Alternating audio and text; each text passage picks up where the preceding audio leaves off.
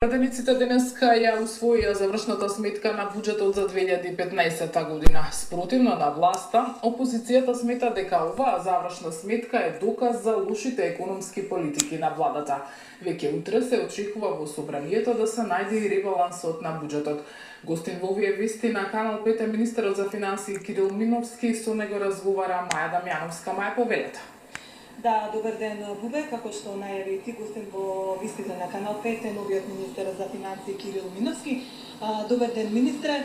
Ја презентиравте завршната сметка на буџетот, а утре во собранието исто така отпочнува прикројувањето на државната каса. Во каква кондиција е буџетот и воопшто економијата?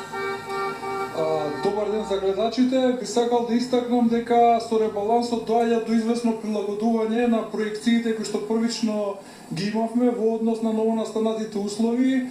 Политичката ситуација соодветно влие и на проекциите за економскиот раст и во таа насока е неопходно определено прилагодување и на приходната и на расходната страна. Она што е битно дека и со ребалансот и понатаму останува средствата кои што се неопходни за соодветните капитални инвестиции, неопходни за субвенционирање на земјоделците, за плати и за пензии. Го спомнавте ребалансот на буџетот во контекст на капиталните инвестиции. Опозицијата обвинуваше дека практично со ребалансот ќе се крати на капитални инвестиции и ја губили буџетот развојната компонента. Со ребалансот апсолутниот износ на средства кои што се наменети за капитални инвестиции е поголем во однос на претходната година. Доколку се анализира буџетот ќе видиме дека со ребалансот и со овие податоци кои што ги имаме во нашите проекции, тој се наоѓа на историско највисоко ниво споредено на пример во однос на периодот од 2005 година. Она што е битно е дека имаме известно прилагодување на буџетот над реалната можност на трошењето на финансиските средства, меѓутоа како капитални проекти кои што и понатаму остануваат со ребалансот, би ги спомнал коридорот 10, понатаму реновирањето на железничките станици во Република Македонија, понатаму имаме низа други инфраструктурни проекти, изградба на болници, на училишта, на спортски сали.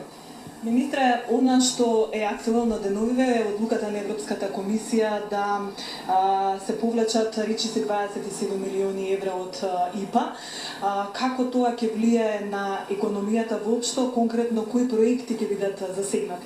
Се работи за финансиски средства кои што не се испрограмирани, постоечките проекти кои што се испроектирани и отпочнати ќе бидат имплементирани, значи таму не настанува никакво кратење на финансиски средства, туку само за оние неиспрограмирани финансиски средства. Меѓутоа и покрај тоа сепак имаме определени позитивни сигнали кои што стигнуваат, на пример имаме од Австриската развојна агенција. Вчера добивме информација за грант кој што е наменет за систем за управување со ризик во управата за јавни приходи. Тоа значи дека секаде онаму каде што имаме зрели проекти, средствата ќе бидат искористени соодветно во интерес на граѓаните на Република Македонија и во интерес на развојот на институциите. Последната информација доаѓа од Светска банка. Сметате ли вие дека политичката криза изврши влијание, односно колку таа изврши влијание врз одлуката постојниот представник на Меѓународниот монетарен фонд во Македонија да замине од тука? Представникот на Меѓународниот монетарен фонд си замина пред се поради интерни причини. Сите оние држави кои што немаат аранжмани со ММФ, најчесто ММФ води определена политика на рационализација на трошоците и затвара определени канцеларии или најчесто го повлекува својот така наречен репрезентатив офисер во Република Македонија. Не треба да се дава на оваа одлука политичка конотација.